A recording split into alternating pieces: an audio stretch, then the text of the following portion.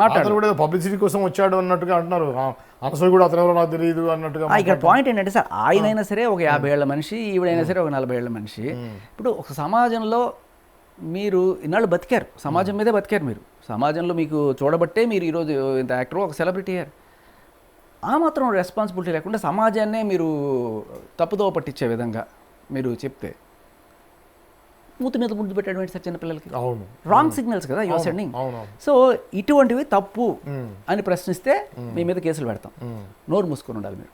ఈ కేసులు మీద భయపెట్టడం ఎంతవరకు కరెక్ట్? నిజానికి చూస్తే ప్రజాభిప్రాయం భయపడడం అనేది మీ ఇది సార్, మీ ఇన్స్టింక్ట్. భయపడిన వాళ్ళు జర్నలిజం చేయకండి. పోయి ఎక్కడైనా సరే ఉల్లిపాయలు బంగాళదుంపలు బిజినెస్ చేసుకోండి, జర్నలిజంలోకి రాకండి మీరు దయచేసి.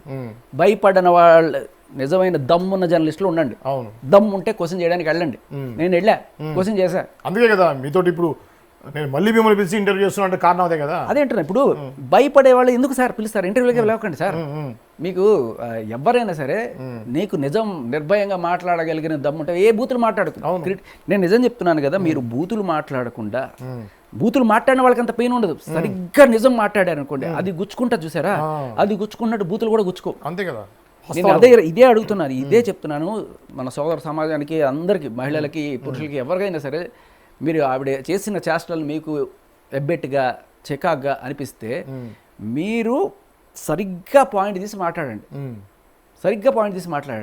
అంతకు మించి మీరు ఒక బూతు మాట్లాడినా కూడా మీరు కాజును మొత్తం డైల్యూట్ చేస్తున్నారు. అంటే చూసారా, ఆడదాన్ని ఇలా బుల్లింగ్ చేస్తున్నారు, సైబర్ బుల్లింగ్ చేస్తున్నారు అని చెప్పి అందరినీ ఒక ఘాటికి కట్టేసే ప్రయత్నం చేస్తారు. సో ఇక్కడ కాజ్ డైల్యూట్ అయిపోద్ది. మనం అందరం ఫైట్ చేస్తున్న దేనికి, మన నెక్స్ట్ జనరేషన్కి ఒక మంచి సమాజం రావాలనే ఒక మంచి కాజ్ తోటి ఫైట్ చేస్తాం. చిన్న పిల్లలు ఉంటారు. ఇప్పుడు వీళ్ళే ఉంటారు. సరే, ఇప్పుడు ఈ అమ్మాయి పరిస్థితి చెప్తా. ఇండోర్ అమ్మాయి, మనం ఎక్కడికి వెళ్ళిపోయారు. ఇండోర్ ఈ అమ్మాయి ఏమైందంటే తర్వాత అది ఎప్పుడు ఆ రోజు పట్టించుకోవాలి. కనీసం ఈ బెంగళూరులో ఆపినట్టుగా ఒక పోలీస్ కానిస్టేబుల్ కూడా ఆవిడ ఆపల. అయిపోయిందా, ఏదో జరుగుతుంది అనుకుంది, పాపం ఏం జరగలేదు. ఆ వీడియో ఒకటి తీసుకొని ఆవిడ ఇన్స్టాగ్రామ్లోనో ఫేస్బుక్లో పోస్ట్ చేసింది. పోస్ట్ చేసిన తర్వాత అప్పుడు రియాక్షన్ వచ్చింది జనాల్లో నుంచి. ఏంటి నువ్వు చేసే పని dash dash dash dash dash dash అని తిట్లు మొదలెట్టాను. నెక్స్ట్ రోజు వీడియో పెట్టింది. అరే డాష్ వెళ్ళారా, నా ఇల్లు ఇది, నా అడ్రస్ ఇది, ఏం చేస్తారు రండి అని చెప్పి పెట్టింది. సరే, ఆ తర్వాత లేడీసు, ఫ్యామిలీసు అందరూ కూడా ఏంటివి చేశారు. చేసిన తర్వాత రెండో రోజు ఇంకో వీడియో పెట్టింది. అరే నన్ను అంటారు, నన్ను అంటున్నారు, నాకన్నా ఇంతకన్నా దారుణమైన డ్రెస్సులు వేసుకున్న వాళ్ళు ఎంతమంది ఇండోర్లో తిరుగుతున్నారు మీకు తెలుసా అంటది. నిజమే ఉండొచ్చు, కానీ వాళ్ళెవ్వరూ కూడా ఛాలెంజ్ దిస్ ఈజ్ రైట్ అనట్లా. వాళ్ళు పనేదో వాళ్ళపోతున్నారు జనాలు. ఇప్పుడు నువ్వు కూడా ఇది పెట్టి ఇది రైటా కాదా అని ఒక డిబేట్ స్టార్ట్ చేసావు కాబట్టి నీకు వచ్చింది తప్ప, నీ మా నువ్వు వెళ్ళిపోయి పని చేసుకుని ఉంటే, ఆ రోజు ఏ వీడియో బయట పోస్ట్ చేయకుండా ఉంటే నీకు ఇది కూడా ఉండేది కాదు. మూడో రోజు అందరూ నన్ను క్షమించండి, నేను చేసిన తప్పు, ఎవరెవరికైతే నా మనోభావాలు దెబ్బే, ఒక ఆడపిల్ల అలా చేయకూడదు, రెస్పాన్సిబుల్గా ఉండాలి, నాకు అర్థమైంది, నన్ను క్షమించండి. ఇది పరివర్తన వచ్చింది. సో ఆ అమ్మాయి ఏదో చోటమొట్ట అమ్మాయి, ఈవిడంత రిచ్ కాదు, ఈవిడంత పలుకుబడి లేకపోవచ్చు.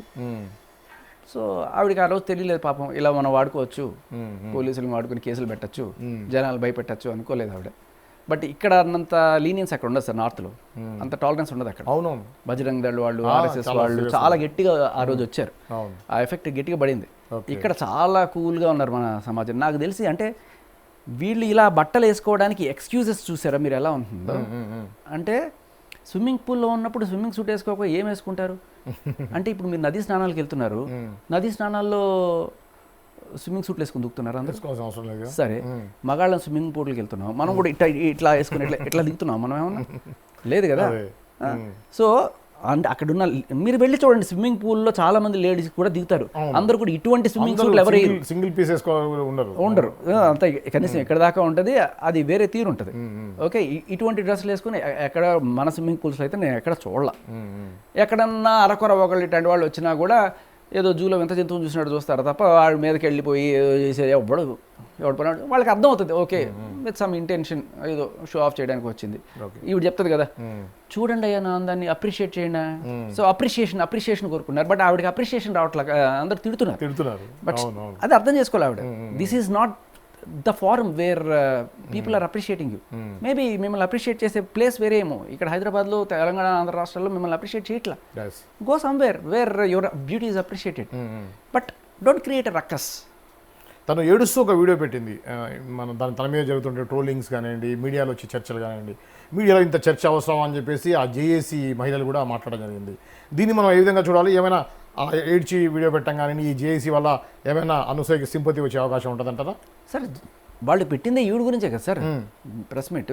అంటే మహిళల గురించి మొత్తం టోటల్ మహిళల డ్రెస్ గురించి మాట్లాడే ఇది ఎవరికి లేదు అనేది వాళ్ళ మెయిన్ ఎజెండా. అంటే సార్ ఇప్పుడు నేను సీక్వెన్స్ ఆఫ్ ఈవెంట్స్ గమనిస్తే డేట్ గుర్తుందా మీకు? ఆ జేఏసీ పెట్టింది 11వ తేదీన 10వ తేదీన, అంతే. 12వ తేదీ కంప్లైంట్ అయింది. సో ముందుగానే ఒక దీనికి ఒక హైప్ క్రియేట్ చేస్తే మనం అక్కడ కంప్లైంట్కి కాస్త ఇది వస్తుంది. సో ఇక్కడ మహిళా సంఘం, ట్రాన్స్జెండర్ ఇంతమంది ఉన్నారు కాబట్టి ఈ హడావిడి చేస్తే వాళ్ళు కంప్లైంట్ తీసుకుంటారు. సో ఈ కంప్లైంట్కి 2 ఉద్దేశాలు ఉండొచ్చు. జనాలు ఏమి టార్గెట్ చేయకపోయినా, వీళ్ళకి ఏదో శిక్షలు పడాలి అనుకోకపోయినా, ఈ ఒక కంప్లైంట్ ఇవ్వడం వల్ల సమాజం ఆగుతుంది, భయపడతారు, వీళ్ళని భయపెడదాం అనే ఒక భయపెట్టాలి. ఎవరిని? బూతులు మాట్లాడేవాళ్ళు. కానీ పద్ధతిగా క్రిటిసైజ్ చేసే వాళ్ళ మీద కూడా నువ్వు కేసులు పెట్టావంటే నీకు దమ్ము లేదు. నువ్వు ఒక ఐడియాలజీ ఉంది నీకు ఐడియాలజీ ఏంటి? ఇలా విశృంఖలంగా బట్టలు వేసుకున్నా కూడా ఎవరూ ఆపకూడదు, లేదు అది తప్పు అని మేము వాదిస్తున్నాం. సో నాది తప్పు నీది తప్పు మాట్లాడి తెలుసుకోవచ్చు, కానీ నువ్వు మాటల్లో గెలవలేక, లేకపోతే నీ ఆర్గ్యుమెంట్లో దమ్ము లేక అవతల వాడు నోరు మూయించడానికి ఇలా కేసులు పెట్టి ట్రై చేయడం అనేది కరెక్ట్ కాదంటారు. సో మీ ఆర్గ్యుమెంట్లో దమ్ము లేదు అనేది ఇండైరెక్ట్గా ఒప్పుకున్నట్టయిందంటారు. కొన్నిసార్లు మనకి వాదనలో కరెక్ట్గా పాయింట్ చెప్పడానికి లేదనుకో, అవతల వాళ్ళు మనకన్నా తక్కువ వాళ్ళు అనుకోండి అని చెప్పి చేయలేదు, ఆవేశం వస్తుంది. ఎందుకంటే నీకు ఆన్సర్ లేదు, అది